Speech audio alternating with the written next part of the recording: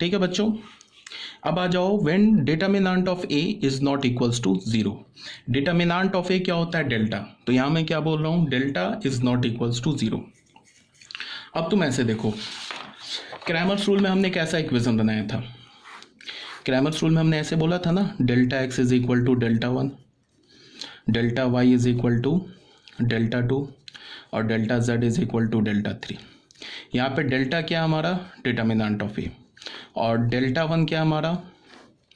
Determinant of D one D two D three, B one B two B three, C one C two C three. Obviously बात है ये zero हो जाएगा। क्यों zero हो जाएगा? Because D one D two D three zero है। क्यों ज़ीरो है? बिकॉज बी मैट्रिक्स एक नल मैट्रिक्स है। तो डेल्टा टू में क्या होगा? ये जो D one D two D three है सेकेंड कॉलम में आ जाएगा। फर्स्ट कॉलम में क्या होगा? A one A two A three, तो डेल्टा टू भी ज़ीरो हो जाएगा। डेल्टा थ्री में क्या होगा? ये जो D one D two D three है थर्ड कॉलम में आ जाएगा, तो डेल्टा थ्री भी ज़ीरो। ठीक है। अब देखो हमारे पास इक्वेशन क्या मिला, और डेल्टा क्या हमारे पास? Not equals to zero. तो हमारे पास क्या मिला? Delta X is equal to delta one.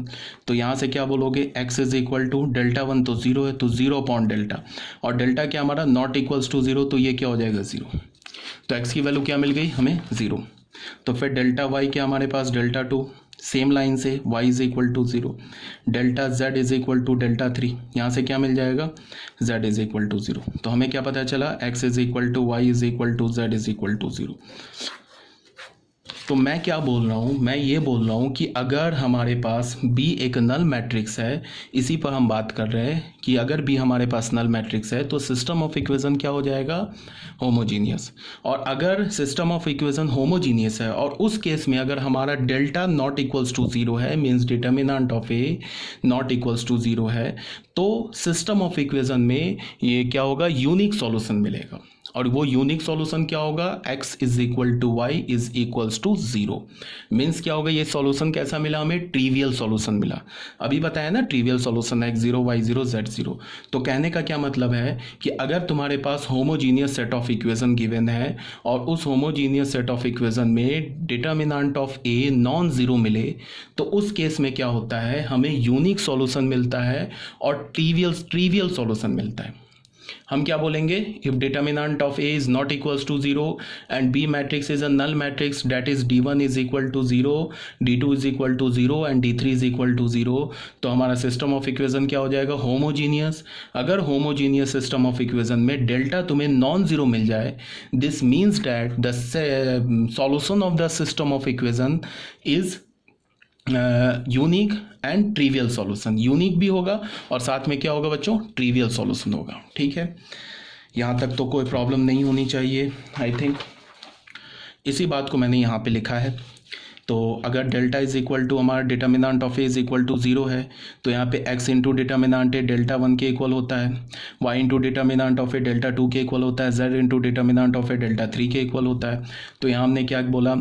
x is equal to zero हो गया, y is equal to z is equal to zero हो गया, because delta one delta two delta three तीनों ज़ीरो के इक्वल है, because D one D two D three zero है तो delta one zero. यहाँ सेकेंड कॉलम क्या है कि तीनों एलिमेंट ज़ीरो है तो डेल्टा टू भी ज़ीरो। यहाँ थर्ड कॉलम के तीनों एलिमेंट ज़ीरो है तो डेल्टा थ्री भी ज़ीरो।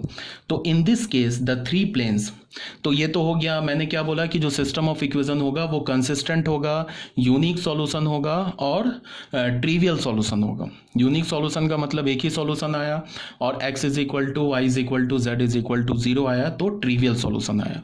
इसको यहाँ ना मैंने प्लेन वाइज एक डायग्राम बना के यहाँ पे समझाने की कोशिश की है। प्लेन वाइज क्या हो रहा होगा कि तीनों प्लेन्स एक पॉइंट से पास कर रहा होगा, और वो पॉइंट क्या होगा? ओरिजिन। कब की बात कर रहे हैं? फिर से बोल रहा हूँ, when system of equation is homogeneous, that is B matrix is a null matrix and delta is equal to zero, तब की बात कर रहा हूँ।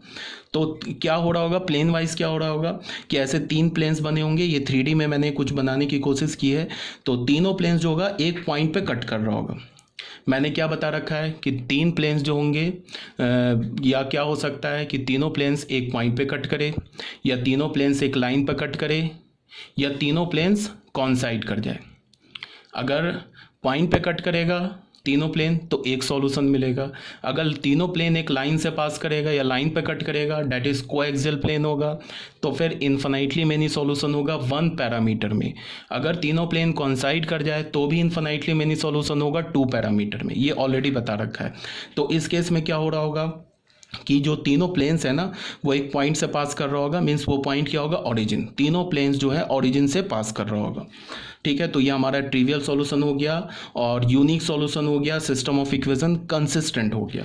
तो यही बात यहाँ फिर लिखी हुई है, delta is equal to determinant of A is not equals to 0, then X is equal to Y is equal to Z is equal to 0, unique and trivial solution.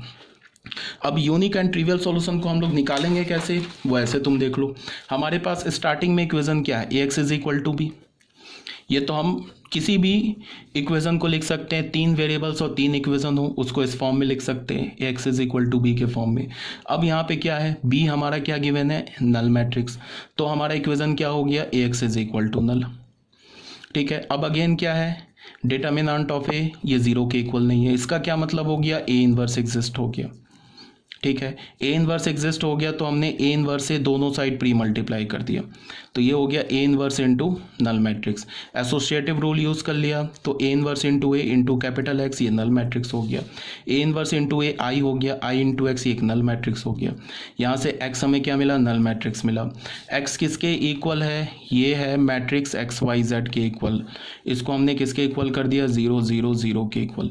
तो यहाँ से हमें क्या मिल गया, X is equal to Y is equal to Z is equal to 0, trivial and unique solution. ठीक है, ये प्लेन बनाने की ज़रूरत नहीं है, ये मैंने थोड़े अच्छी अंडरस्टैंडिंग के लिए प्लेन बनाया, ये तुम्हें बनाने की ज़रूरत नहीं है। ठीक है, ये नहीं कि ये प्लेन तुम्हें बनाना है या ये प्लेन जेईई मेंस या एडवांस में पूछेगा कि बताओ कि जब ट्रिवियल सॉल्यूशन होगा तीनों प्लेन ओरिजिन से पास करेगा तो वो डायग्राम बना के बताओ, ऐसा कुछ नहीं होने जा रहा। ये तो एक अच्छी अंडरस्टैंडिंग के लिए मैंने प्लेन ड्रॉ किया है। ठीक है, यहाँ तक तो क्लियर होना चाहिए। देखो जेईई मेंस और जेईई एडवांस में क्वेश्चन कैसे आते हैं, एक दो क्वेश्चन, कुछ क्वेश्चंस मैंने तुम्हें व्हाट्सएप पे कराया भी है।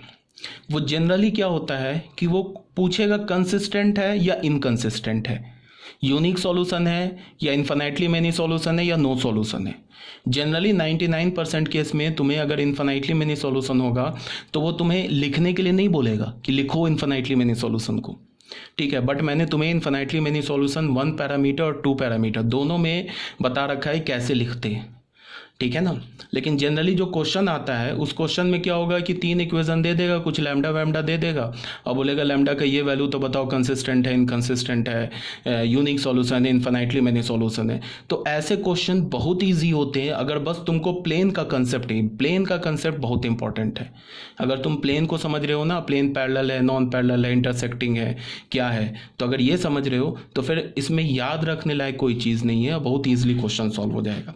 तो आई थिंक यहाँ तक अभी क्लियर होगा आप लोगों को। ठीक है, तो ये हो गया हमारा पेज नंबर 165। अब आ जाओ बच्चों नेक्स्ट इसमें।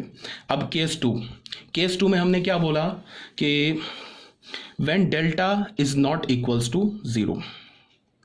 ठीक है, केस 1 था हमारा ये, when delta is not equals to 0। ठीक है, सॉरी